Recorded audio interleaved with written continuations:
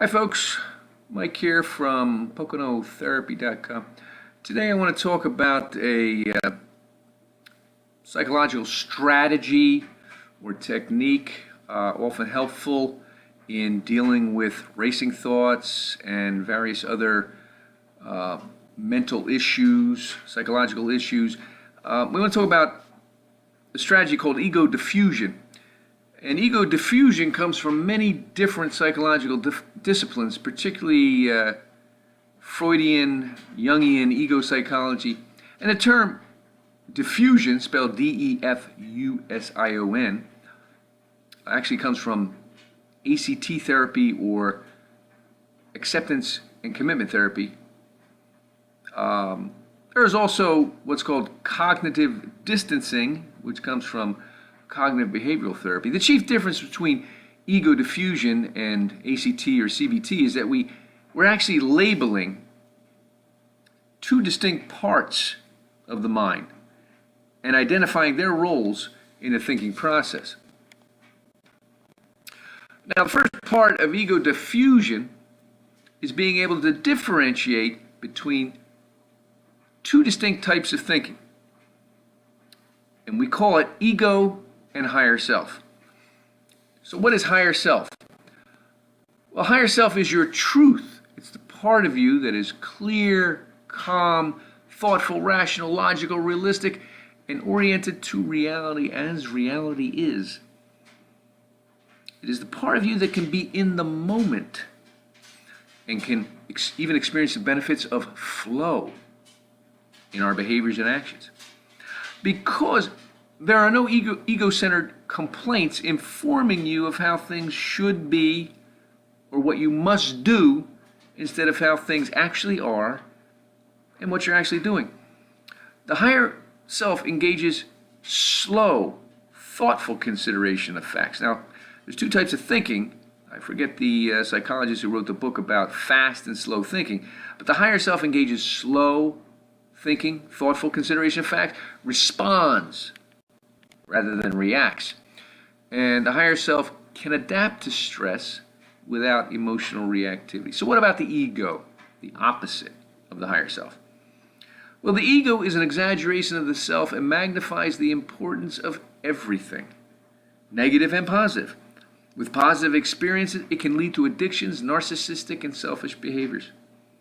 It takes normal problems and magnifies them, making it often difficult to think clearly. It uses black and white, catastrophic thinking, and blanket generalizations that distort actual reality. Everything it tells you seeks to elicit an emotional response. The ego is never satisfied, and nothing is ever good enough. Essentially, the ego is the mental apparatus of suffering. But everything it thinks is a lie because it thinks in blanket generalizations and has no capacity for considering actual facts due to being involved in emotional reactivity. It thinks fast and engages knee-jerk reactions from emotion as opposed to thoughtful consideration of facts. The ego is often non-adaptive to change and demands life be as it says it should be, and becomes extremely antagonistic to circumstances that demonstrate otherwise. An apt nickname for the ego is King Baby.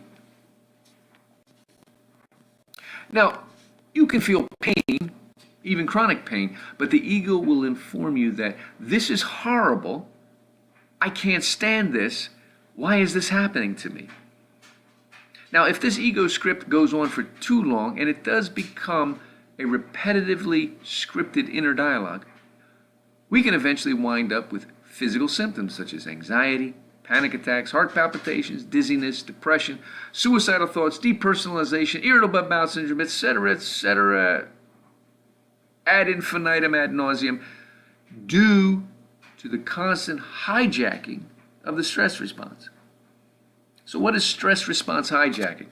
Well, in the stress response, often called the HPA axis, the hypothalamus is a threat detector designed exclusively for physical survival, with no consideration for ego-centered concerns.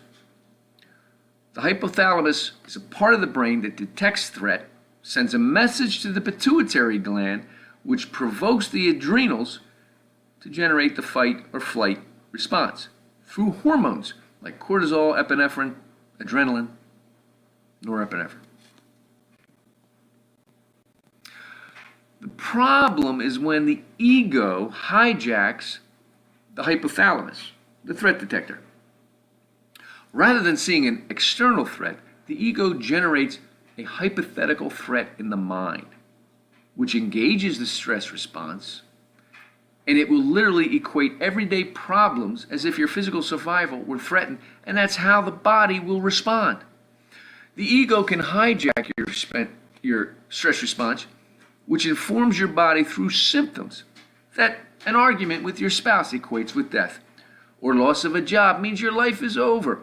A bad grade on a test means you're a complete failure and will never succeed, or a breakup with an intimate partner means you will be alone forever, resulting in actual hormonal effects equivalent to physical threat, demanding activation of the fight, flight, or freeze stress response.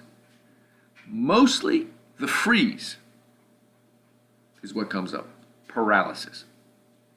So in other words, if you're driving on an icy road and suddenly lose control of your vehicle, your HPA axis, hypothalamus, pituitary, adrenal, or your stress response will kick in completely absent the ego, because we're dealing with physical survival. Actual matters of physical survival do not require egocentric emotional reactions. However, when the ego hijacks the stress response, it is because of hypothetical ego-centered fears that have nothing to do with physical survival, but the messages sent to the body are equivalent to such a threat. So what is ego diffusion? In ego diffusion, we are simply trying to uncouple the ego from the higher self, because for years you've equated them as one unit, I, me. You fused the ego and the higher self, so we want to defuse so that we can better see both and identify the roles of both. This uncoupling consists primarily of differentiating between the distorted messages of the ego and the factual truth of your higher self. The self then confronts and disputes the ego's blanket generalizations through rational and realistic assertions of actual facts, or what's actually going on. Keep in mind, the language of the ego is criticism, blame, judgment, belittling, labeling, diagnosing, and most especially anger towards other people, but primarily towards yourself. You can be brutal to yourself in there. If you're experiencing depression and or anxiety, you can be sure the ego is either the cause or making it worse. The ego runs on emotion, and emotional responses magnify it. The blanket statement comes up. We respond emotionally, which reinforces the statement, which creates more emotion, which reinforces the statement. Now we're in a negative feedback loop. Now here's the thing. You can't get rid of the ego. Many ancient spiritual traditions identify the ego as cause of suffering and encourage ego transcendence. But many of those traditions tend to lump ego and self as one unit to be transcended as a whole. I have no idea how you could engage the world without a self. What we need is a higher self to experience and engage the world in ways that increase and improve that higher self by increasing and improving the world. Ego diffusion simply seeks to turn the volume down on the ego, the monkey chatter, the constant harangue that we're under, so that our engagement with the world happens primarily through the higher self, without ego-centered fears and stress, and without the physical symptoms that fear and stress eventually cause. We want to be able to perceive the world through the higher self and not the ego. This results in less stress because the self learns to ignore the rantings of the ego and seek out the actual truth.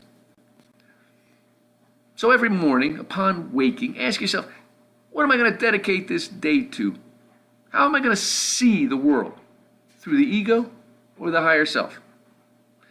There's some videos. I'm going to finish now.